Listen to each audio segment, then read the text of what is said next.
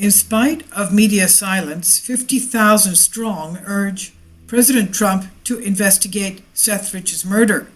Don Lugar reports. In spite of the media's silence and refusal to cover the topic, 50,000 Americans are urging President Donald Trump to investigate the murder of DNC staffer Seth Rich.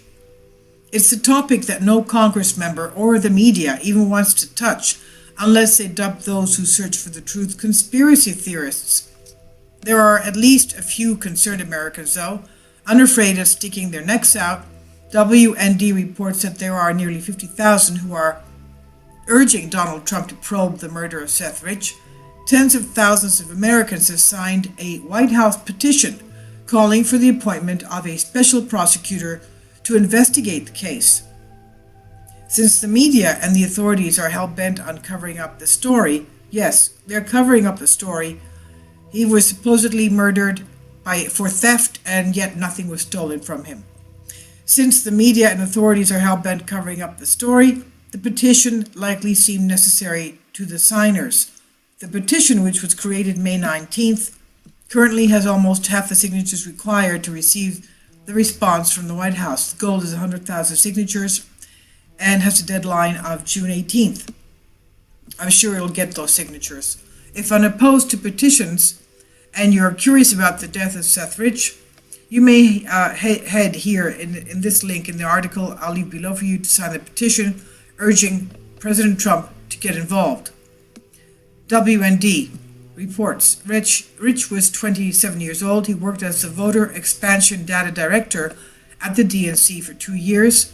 He had just accepted a job with Hillary Clinton's presidential campaign before he was murdered in Washington, D.C. July 10th of last year. Near his apartment in an affluent neighborhood, he was shot twice in the back, and his wallet, credit cards, watch, cell phone were left in his possession. Still, the Metropolitan Police Department has described it as a botched robbery, quote-unquote, botched robbery. Nothing about Rich's murder seems accurate, and with reports of investigators being shut down by government law enforcement agencies, his death has become somewhat of an unknown. Rich was said to have contact with WikiLeaks, who verified that the leaked John Podesta emails came from an insider, annoyed that the DNC had rigged the primary election against socialist Bernie Sanders to benefit Hillary Clinton. All of the pieces fit, and the media's silence speaks volumes. In a May 25 column about Rich's unsolved murder, WND editor and CEO Joseph Farah warned, quote, "The concern about a possible cover-up in this case is reaching epidemic proportions throughout the U.S., and the attitude of the so-called mainstream media only compounds those concerns," end quote.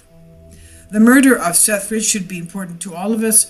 If the government had any hand in this for handing over documents to WikiLeaks, that should scare any journalist seeking the truth. What also is surprising is that media outlets also claim Rich's parents don't want his murder publicized. Well, unfortunately, when your son works for the DNC, is violently murdered, and information comes to light about his potential involvement in taking down Hillary Clinton and working with her, the death will be politicized. That's how government works. Not all want answers because of political alignments. Some genuinely care, and if the government did this to one of their own, the public should know about it. It even appears that Rich's parents don't really want answers simply because they may break bad with their political views, as evidence in the article which declares it was written by them. Call it a conspiracy if you wish, but there's a reason some are concerned, and they have every right to be. Even Kim.com wants to make a deal with the Department of Justice so that he may testify and help provide answers about Seth Rich's murder. This is by Don Lugar on Daily Sheeple, and I'll leave links below. You can click the links if you want to sign the petition.